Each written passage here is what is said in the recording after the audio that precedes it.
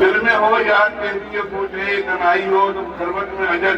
انجمن آرائی ہو، دل درد سے بسمل کی طرح لوٹ رہا ہو، سینے پہ تسلی کو تیرا ہاتھ ہو رہا ہو۔ ابھی حضرت امین القادری کہہ رہے تھے کہ نجیب میاں نے پہلی بار پابندی لگائی ہے 15 منٹ کی،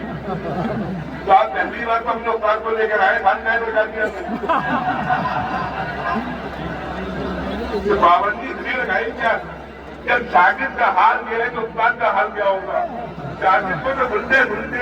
آج ہم چاہتے ہیں سرکاریوں کو استاد کو سکھائے، استاد بہت اچھا بولتا ہے، بڑا پیارا بولتا ہے، بہت طریقے سے بولتے ہیں شاگرد نوری صاحب۔ تو آئیے شاگرد کو دیکھا تھا، استاد کو دیکھو، تو آئیے دعوت دیا ہے حضرت محمد شاکر نوری صاحب امیر سنی دعوت اسلامی کو حضرت تشریف لائیں۔ کچھ کو اور تشریف لانے کے بعد بڑے انداز سے پیارے انداز سے تقریر کرتے ہیں، اپنی تقریر سے ہم لوگ کو ذکر بڑھائیں، نعرہ تکبیر، نعرہ رسالت۔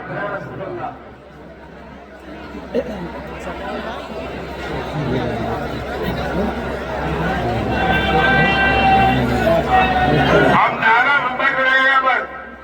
ہم نعرے جو لگیں گے ممبر پہ لگیں گے، تقریر سنیے گا۔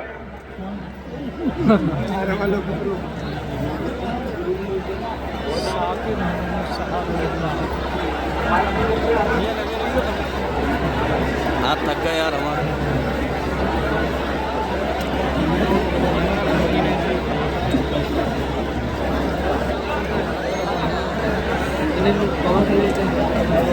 شاکر علی نوری بمبئی سے آئے،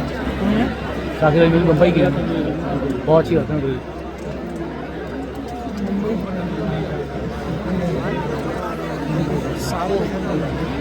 شاکر نوری ہیں، سلمان اجری نا۔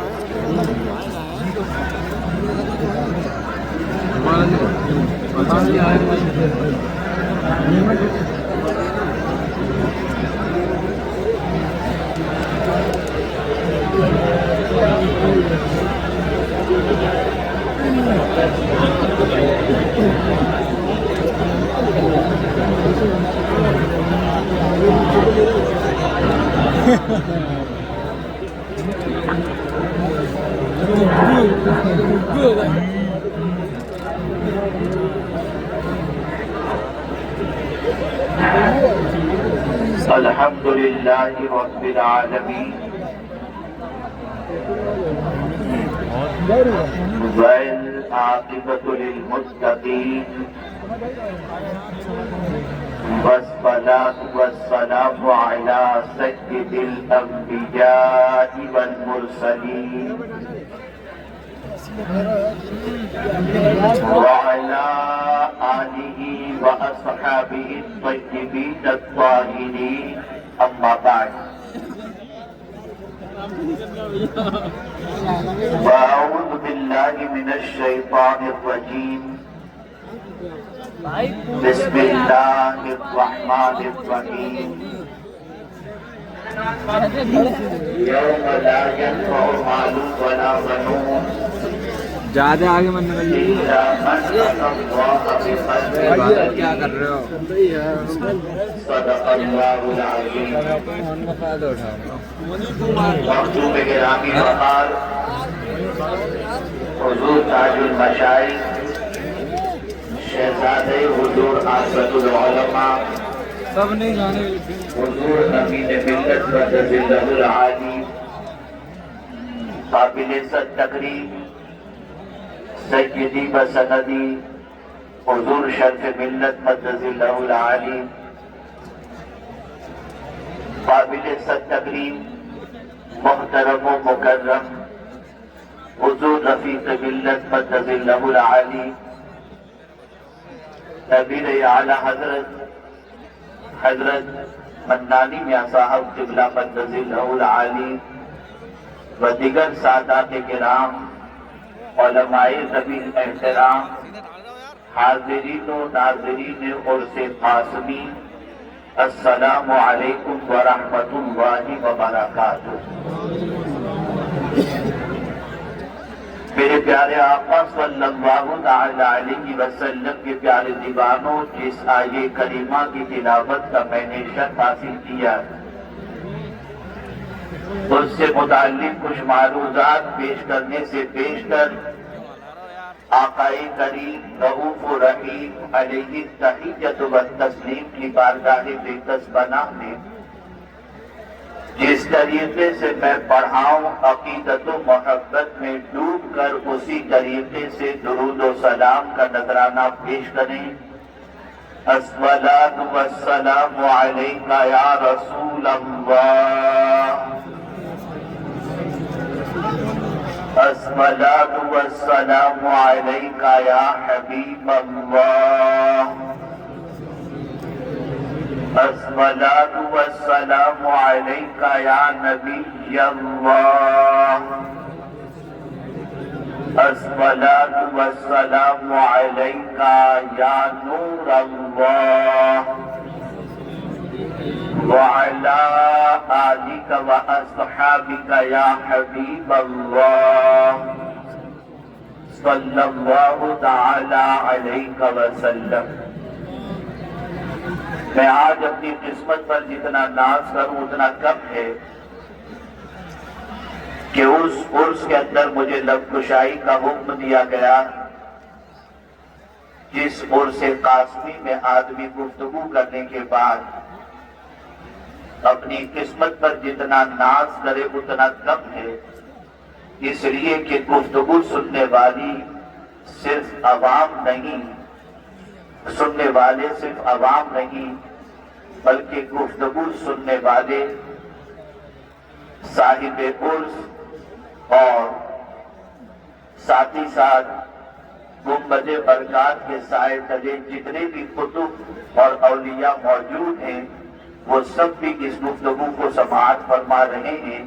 یہ ہمارا یقین بھی ہے اور ہمارا وجدان اس بات کے سلسلے میں تسلیم بھی کر رہا ہے۔ ایک بات خاص طور پر یاد رکھیں، ہماری اور آپ کی سب کی کوششیں صبح و شام جس چیز کی طرف ہیں وہ کوششیں مال جمع کرنے کی طرف اور وہ کوششیں اپنی اولاد کے مستقبل کو تابناک بنانے کی طرف۔ ہم صبح اٹھتے ہیں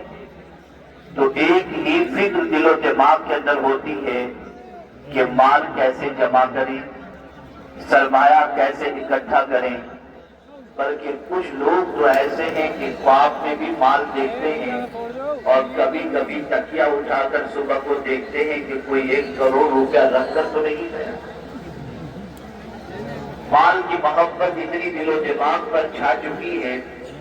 کہ صبح و شام مال،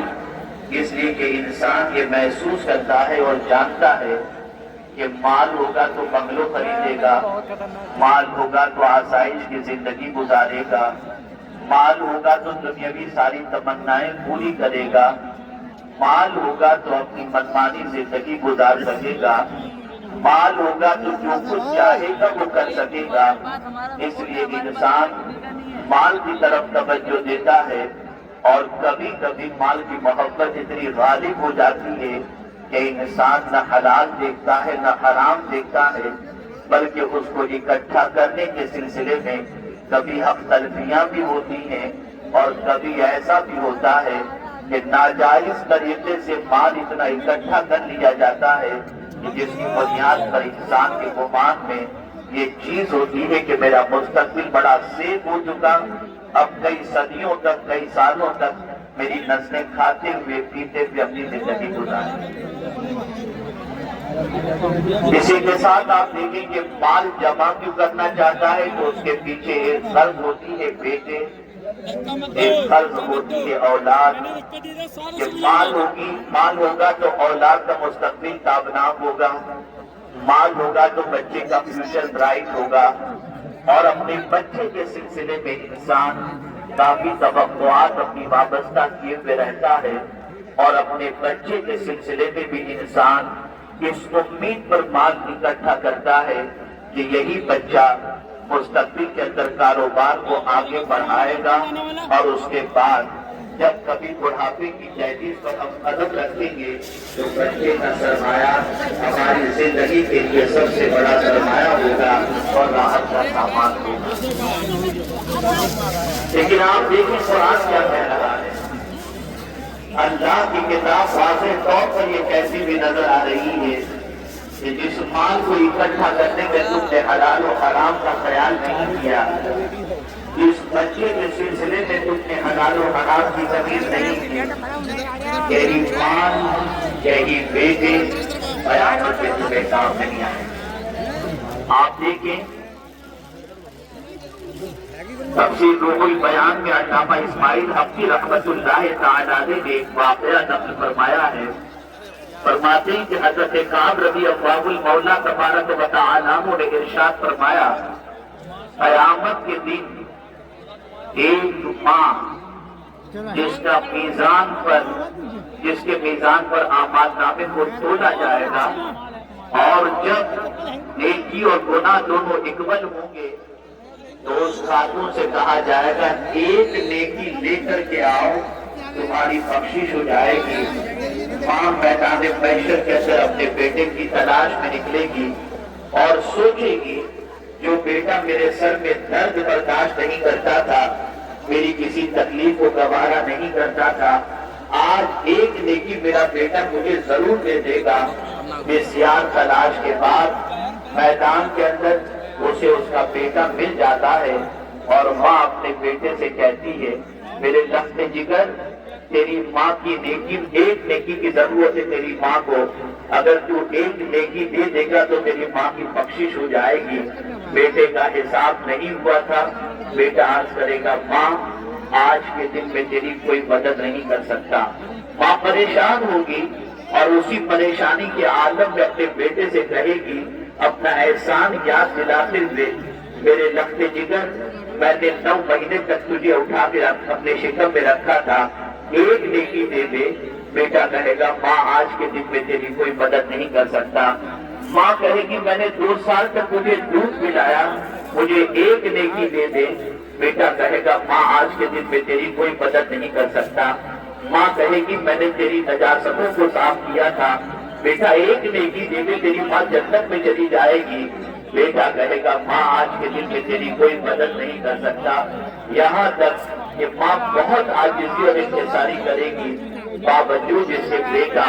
اپنی ماں کو ایک نیکی نہیں دے گا۔ حضرت کعب فرماتے ہیں جو لوگ اپنے ماں باپ، جو لوگ اپنی اولاد کے لیے حلال و